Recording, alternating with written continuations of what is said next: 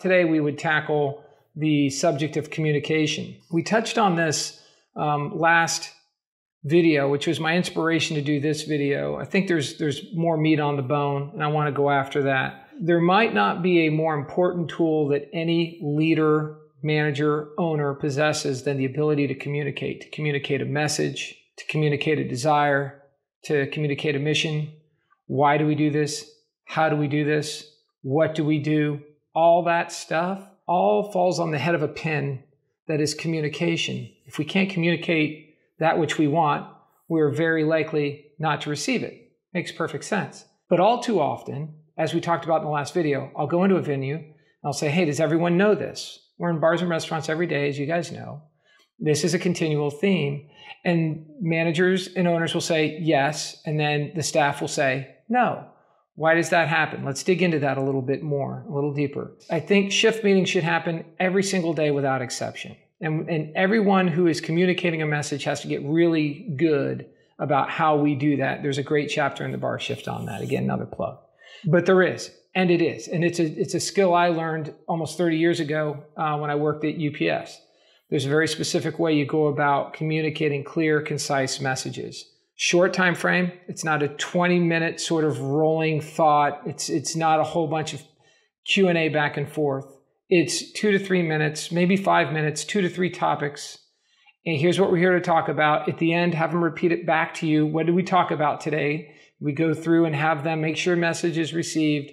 At the end of that, we can do a little bit of Q&A. And then if there's people who always sort of want to blow up the meetings and talk about other things, and yeah, what about this? What about that? What if, we dismiss the meetings and we'll take that offline one-on-one. So the point of part one of this particular video is the frequency matters. We need to communicate every single day, clearly and concisely, narrow topics, short windows.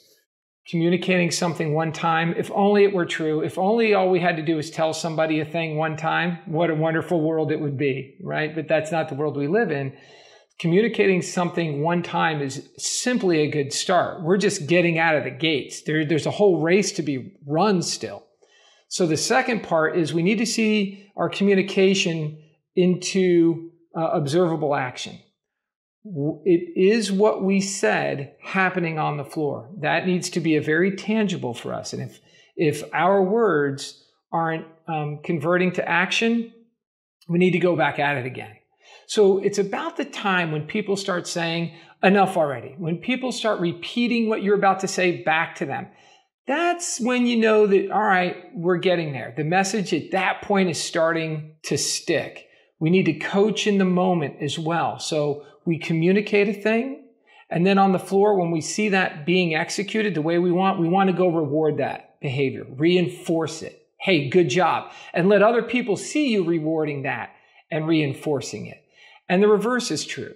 When it's not happening, we need to go say, hey, pull people aside and go, remember what we talked about? Have them tell you what you talked about. Don't give all the answers to the quiz. Hey, what did we talk about in the meeting? Remember that? What did we say to do? Okay, why did we say to do it? Okay, so you got it, 100%. Yes, get people to commit to that. Yes, I have it. Have people say back to you what it is that you expect. Confirm that they heard what happened in the meeting is a great follow-up tool, right? So communicate. We want to see observable action. We want to follow up, coach in the moment, pro and con. And then the final piece is there has to be consequence. Now, we can't jump right from communication to consequence. There's always going to be management in between, which is why we all have jobs in management and leadership, right? The in-between is the marrow of the business, but there does have to be bite, not just bark. So if we have done our job on the communication side, which is to say we have repeatedly and clearly communicated a thing, and we're getting everyone on board, but there's some outliers that are just not listening or just don't care, well, it becomes real easy. We have some decisions to make with those folks. Remember, talented people typically like structure. Talented people want to work with other talented people, and the reverse is true. So beware how this thing can snowball on you, and also how it can gain positive momentum for you. So see, communicate clearly, concisely, often. Keep it short, narrow. Second is follow-up. Make sure that we see our words convert to action on the floor, observable action. Coach in the moment, pro and con. And then finally, there does have to be consequence in the business. People have to know you mean business. And you figure out what that looks like for your business, right? Sort of the performance improvement process and that sort of thing.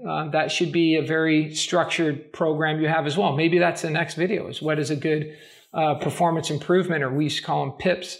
What does a good PIP process look like for you and your business? I'll take a note of that, and maybe that is a good follow-up. So we'll see you soon.